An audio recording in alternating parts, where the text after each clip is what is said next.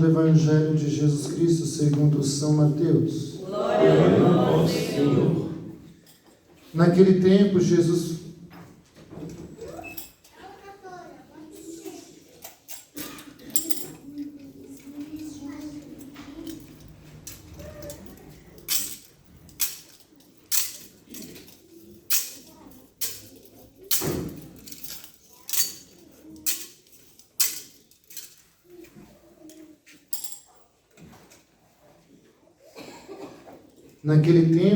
Jesus foi à região de Cesareia de Filipe e aí perguntou aos seus discípulos: quem disse aos homens ser o filho do homem? Eles responderam: alguns dizem que é João Batista, outros que é Elias, outros ainda que é Jeremias ou algum dos profetas. Então Jesus lhes perguntou: e vós, quem disseis que eu sou? Simão Pedro respondeu: tu és o Messias, o Filho do Deus vivo. Respondendo, Jesus lhe disse: feliz és tu, Simão, filho de Jonas, porque não foi um ser humano que te revelou isso, mas o meu Pai que estás no céu. Por isso eu te digo que tu és Pedro, e sobre esta pedra construirei a minha igreja, e o poder do inferno nunca poderá vencê-la. Eu te darei as chaves do reino dos céus. Tudo que tu ligares na terra será ligado nos céus. Tudo que tu desligares na terra será desligado nos céus. Jesus então ordenou aos discípulos que não dissessem a ninguém que ele era o Messias. Palavra da salvação. Glória a vós, Senhor. Podemos sentar? Minha primeira homilia como pároco de vocês. E é muito bonito que fala o Evangelho de hoje sobre Pedro, mas Jesus começa em primeiro lugar fazendo uma pergunta para os discípulos: quem disseis os homens que sou eu? Jesus aqui no Evangelho, em primeiro lugar, ele não faz uma enquete, ele não quer uma legitimação de quem ele é, nem mesmo uma popularidade. Mas ele quer buscar do coração dos discípulos uma resposta pessoal. Porque muitos falam que Jesus é João Batista, Elias, etc. Assim como no mundo de hoje. Muita gente fala: quem é Jesus? Mas a pergunta que nós temos que fazer: quem o mundo diz que é Jesus? Será que é o Jesus verdadeiro? Será que é o Cristo da Igreja Católica? Como diz São Paulo, eu prego a Cristo e Cristo crucificado. Então, irmãos e irmãs, Jesus não está preocupado com o que o mundo dizem dele. Mas a grande questão é os discípulos, aqueles que caminham com Jesus. E Pedro, Jesus morou com Pedro. Então Pedro aqui vai responder: e vós, quem disseis que eu sou? Simão Pedro respondeu: tu és o Messias, o Filho do Deus vivo. Será que nós podemos será que nós podemos responder para Jesus quem é Ele para cada um de nós? Pedro aqui, ele reconhece que Jesus será o Messias, que é o Filho de Deus. E aqui, irmãos e irmãs, não é uma resposta que eu aprendo na catequese, não é uma resposta a nível intelectual, e muito menos uma questão tradicional. Nós sabemos que a maioria dos católicos são católicos por tradição, porque recebeu os sacramentos, mas nem todos conseguem responder: quem é Jesus para mim? Quem é Jesus para você? E você entenda isso. Estamos vivendo em tempos em que essa questão de católico, de tradição, está se perdendo. Hoje nós conseguimos ser católicos, mas as novas gerações já não. Então, ser católico por tradição não quer dizer muita coisa. 8% dos católicos participam da missa dominical. Então, o que quer dizer isso? Que 92% dos católicos não sabem quem é Jesus. Porque esse conhecimento, irmãos e irmãs, é um conhecimento que é experiência. E Jesus vai falar para Pedro: feliz és tu, Simão, filho de Jonas, porque não foi um ser humano que te revelou isso, mas o meu Pai que está no céu. Ou seja, Pedro, ele reconheceu quem é Jesus pela graça do Espírito Santo, a revelação divina. Então nós precisamos fazer a mesma experiência de Pedro na nossa vida. Deixar ser tocado pela graça de Deus, deixar ser tocado pelo Espírito Santo, porque nem todo mundo que está na igreja fez a experiência do encontro com Jesus. Porque muitas pessoas se afastam da igreja, de Deus, não encontrou Jesus, não fez uma experiência real com Ele. Essa é a grande questão, porque quem fez o encontro com Jesus, como Pedro aqui, jamais irá abandonar Jesus. Jamais irá abandonar a igreja, porque a sua fé, como a fé de Pedro, está em Deus, a fé está em Cristo. E é isso que nos falta, irmãos e irmãs. Onde eu estava trabalhando, em Vicentino, uma terra abençoada, vou ter que me acostumar com essa loucura daqui. Tinha umas coroinhas acólitas, e semana passada estava conversando com elas, são gêmeas. Ela teve que mudar de paróquia, ela falou: Frei, mas o meu padre lá é tão difícil, Frei, a minha comunidade é tão difícil. E ela falava para mim, uma menina de 14 anos: Frei, mas eu estou na igreja por causa de Jesus. Eu não estou na igreja por causa de padre, de pessoas. Uma menina de 14 anos entendeu o que é ser cristão, entendeu o que é ser católico, porque ela teve um encontro com Jesus, uma experiência.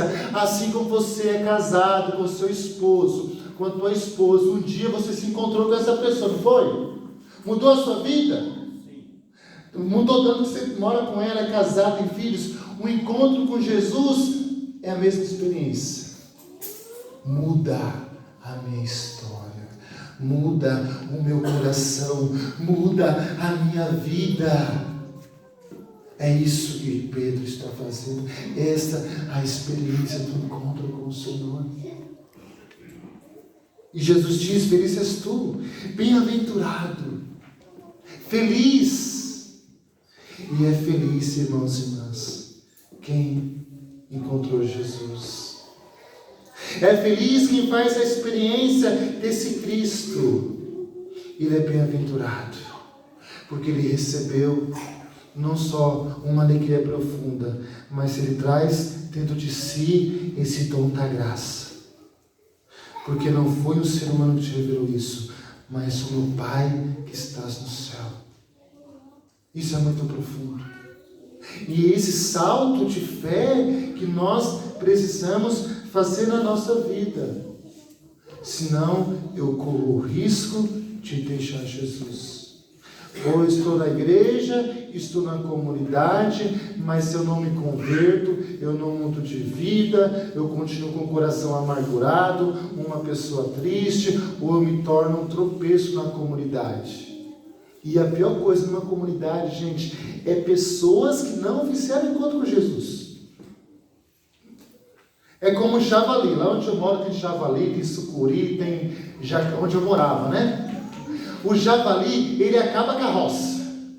Acaba, destrói. Uma pessoa que não se converteu, não fez a experiência com Jesus, que está numa comunidade, está numa pastoral, é pior que um javali. Ela estraga tudo. Porque ela não se converteu, o seu coração continua o mesmo, e essas pessoas acabam se tornando pedra de tropeço. Então é necessário esse encontro. Feliz és tu. E dessa resposta de Pedro, Jesus vai confirmar o primado de Pedro. Por isso eu te digo que tu és Pedro, sobre esta pedra construirei a minha igreja, e o poder do inferno nunca poderá vencê-la. A fé católica, a igreja, está construída na fé de Pedro. Por isso que nem as portas do inferno irão prevalecer. Entenda isso. Se eu faço um encontro com Cristo, o meu encontro com Cristo me leva a essa fé de Pedro, eu irei permanecer na igreja. Mas para eu permanecer na igreja, eu preciso permanecer na fé de Pedro, o primeiro Papa. E este é o segredo, irmãos e irmãs. E nós estamos vivendo em tempos muito difíceis. Um relativismo até mesmo da fé, em que as pessoas já não sabem para onde ir. É grupos, tudo está polarizado, até a fé. Então, como eu posso permanecer em Cristo? Para eu permanecer em Cristo, eu preciso permanecer nessa fé da igreja que Pedro professou. Esse é o segredo também da nossa vida. E nós temos que estar alicerçados, irmãos e irmãs, nessa fé de 2000 anos atrás. E Jesus, ele confia para Pedro isso. Um homem fraco, Simão, um homem falho, que só vai ser porrada depois desse evangelho. Mas a fé que ele tem é uma fé genuína, é uma fé dada por Deus, é a fé da igreja. Este é o segundo ponto que nós precisamos entender na nossa vida. Primeiro, encontro com Jesus. Em segundo lugar, estar firmes na fé da igreja. Porque quem permanecer firmes na fé da igreja não irá abandonar a fé. Irá permanecer fiel, irmãos e irmãs. E você entenda isso. A igreja está há 2000 anos em pé. O maior império romano caiu, a igreja permanece. Então, por mais que nós possamos passar por tribulações, a igreja, nesse mundo tão difícil, e cada vez mais vai ficar mais difícil ser cristão, ser católico, nós precisamos permanecer nela. É nela. Aí está a grande graça na nossa vida. Para a gente não esmorecer a fé, para a gente não desistir, é permanecer nela, ser alimentado na palavra, ser alimentado nos sacramentos, porque Jesus vai confiar a Pedro as chaves do reino dos céus, o depósito da fé, a doutrina, os sacramentos. Então é nela, irmãos e irmãs. O poder espiritual que está na igreja é muito mais forte que todo o poder do mundo que é lançado contra ela. Esse é o segredo para nós também vencermos todas as coisas na nossa vida. Então não saia da igreja, não desista de Deus, permaneça firme. É nessa fé e na palavra que a gente vai conseguir vencer na nossa vida. Isso é o mais urgente hoje que estamos vivendo. Eu terminei essa homilia com Dom Bosco. Dom Bosco, ele tinha um grande santo, um santo da juventude. Ele teve um sonho, uma barca da igreja, um oceano, e várias barcas estavam naufragando diante das tempestades. Mas ele percebeu que a barca da igreja, com o Papa, os bispos, os sacerdotes religiosos e o povo de Deus, essa barca era balançada para todos os lados, mas ela continua seguindo rumo a 2 faróis, a Eucaristia e Nossa Senhora. A nossa igreja, ela está fundada na fé em Cristo, Filho de Deus. Então ninguém vai conseguir destruir a igreja. Por isso que nós precisamos alicerçar a nossa fé. E será que nós estamos alicerçados como Pedro em Cristo? Alicerçado, irmãos e irmãs, é criar raízes. É como essa sapato, colocando sapato na comunidade, mais 3 sapatos. O alicerce tem que ser firme, senão vai desmoronar, senão vai ter rachadura. Nós precisamos alicerçar a nossa fé em Cristo da igreja, senão a gente não vai aguentar. Porque muitas pessoas não voltam para a igreja depois da pandemia. A fé não estava em Jesus, estava em pessoas, em situações. Essa fé é alicerçada. Então permaneça. Se a tua fé então é uma fé frágil, é uma fé inconstante, se você vem para a missa contar na sua cabeça, você ainda não está na rocha, que é Cristo. Permaneça nela. Senão você vai ser naufragado nas ondas do mundo. E o mundo, irmãos e irmãs, cada vez mais vai vir com mais força contra nós, contra a igreja, contra os cristãos. Então nós estamos nesse tempo, é um tempo de treinamento, é o tempo de aprofundar a nossa fé, a palavra, os sacramentos, a doutrina da igreja. Alicerça a tua fé em Jesus. Saia do seu comodismo.